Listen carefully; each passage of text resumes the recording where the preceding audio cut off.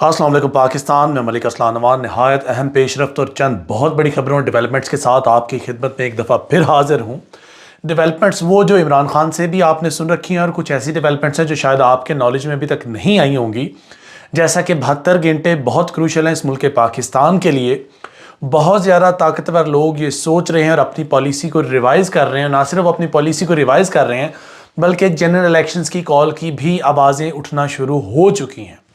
जो हालात इस वक्त इस मुल्क पाकिस्तान के अंदर मौजूद हैं, यकीनन अगर मैं सेक्रेटरीट की बात करूं तो सेक्रेटरीट के अंदर अभी बहुत ज़्यादा तब्दीलियां देखने में नज़र आ रही हैं। और ना सिर्फ ये ही, इस वक्त मामलात इतने उलझ चुके हैं कि जिसकी नज़ीर माजी में कहीं नहीं मिलती। अगर मैं बात करूंगा मामलात के उलझ जाने की, तो आप ये भी दे सकते हैं कि जिन पुलिस अफसरान ने इमरान खान के घर पर रेड की, तोड़ फोड़ की, चीज़ों को उधम मचाया, उनके खिलाफ पाकिस्तान तरीके इंसाफ ने अपनी लीगल टीम तैयार कर दी। और ना सिर्फ उन्होंने अपनी लीगल टीम को तैयार किया बल्कि वो हाई कोर्ट के अंदर जाके पटिशन दर्ज करवाने जा रहे हो, इन पुलिस अफसरान के खिलाफ एक्शन लेने जा रहे हैं।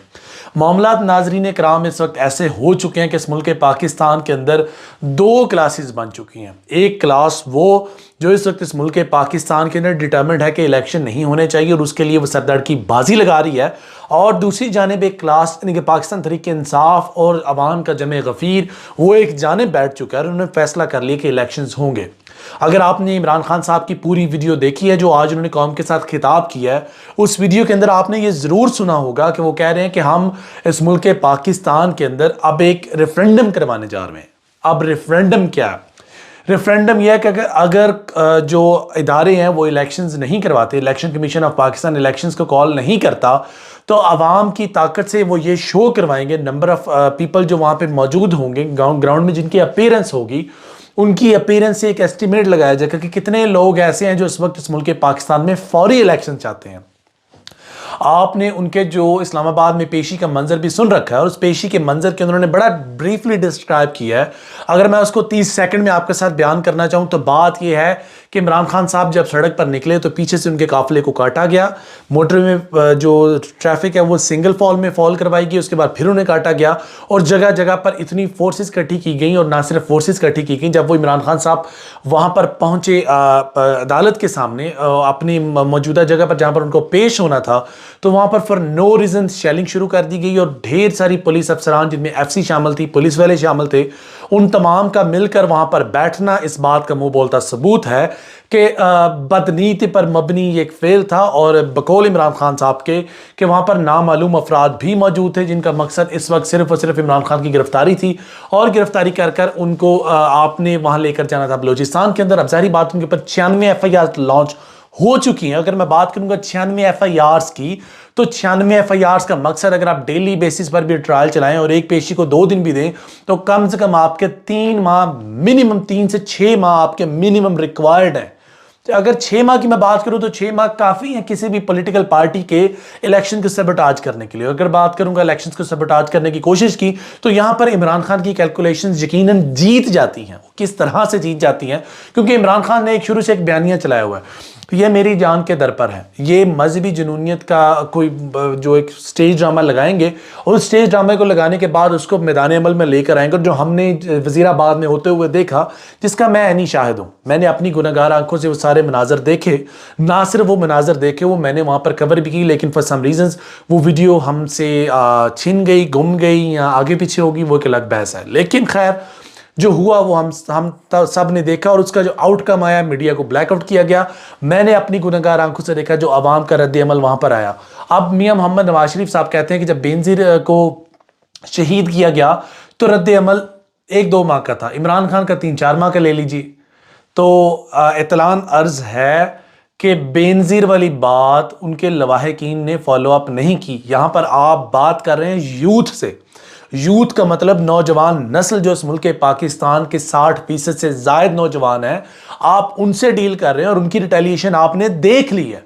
और अगर आपने यूथ की रिटेलिएशन देख ली है तो आपको यकीनन समझ जाना चाहिए, अगर आपके पास सोच बूझ और अक्ल है और अगर आप उसको इस्तेमाल करें तो आप शायद जान चुके होंगे कि जो आवाम का जमे गफीर ऐसे नहीं निकल रहा।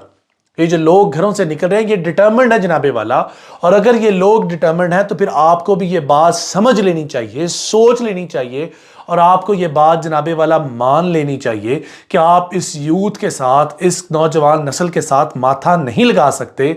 लिहाजा किसी भी किस्म का ऐसी मिस एडवेंचर की अगर हम बात कर रहे हैं तो आपने वो देख रखा होगा कि जब इमरान खान की गाड़ी पर टेयर गैस शेल्स किए जा रहे थे, जिस तरह अवाम के जमे गफीर ने अपने लीडर को चारों तरफ से घेरा है और कोशिश की है कि कोई भी चीज़ उनके लीडर तक ना पहुंचे, वो पहले उनसे होकर पहुंचे। तो इससे बड़ी कौन सी एग्जाम्पल्स आप चाहते हैं, इससे बड़ी कौन सी मिसाल आप चाहते हैं, और इससे बड़ा कौन सा सबक आप चाहते हैं कि जब इतनी सख्तियों के बावजूद, इतनी आप कह लें कि स्टेट ब्रुटैलिटी के बावजूद अगर अवाम अभी भी उसका साथ नहीं छोड़ रही, इतनी मार खाने के बावजूद अगर अवाम आज भी उसके हक में बोल रही है, मीडिया ब्लैकआउट करने के बावजूद उसकी पॉपुलैरिटी कम होने की बजाय बढ़ रही है, तो जनाबे वाला आप कौन सी और मजीद तशरीह चाहते हैं?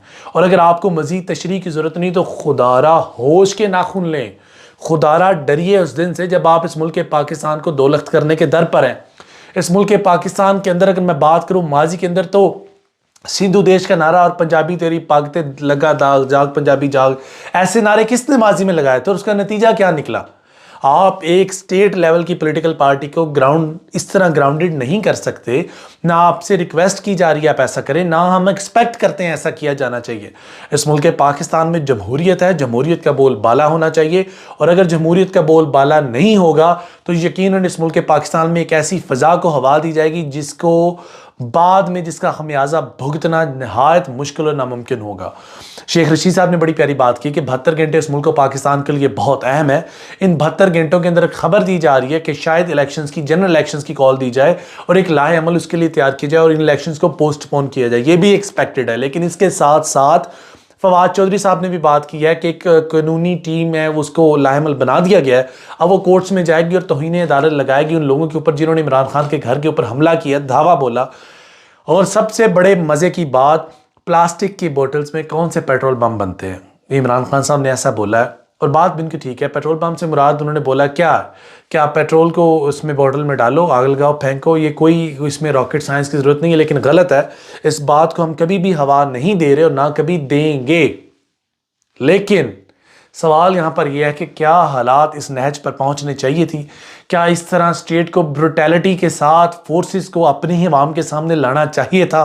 क्या इस मुल्क के पाकिस्तान में लाकानूनियत इस हद तक बढ़ चुकी है कि ऑफिसर्स को ऐसे गैर कानूनी इक़दामात मानने पड़ रहे हैं? ये तमाम तर सवालात हैं जो हम आप लोगों के लिए छोड़ते हैं। अभी के लिए आप अपने होस्ट को इजाज़त दीजिए। फ़ी ईमानिल्लाह, खुश रहें, आबाद रहें, और जिस शख्स ने इस मुल्क के पाकिस्तान का बुरा चाला उसकी नस्लें गारत करें। अल्लाह हाफ़िज़।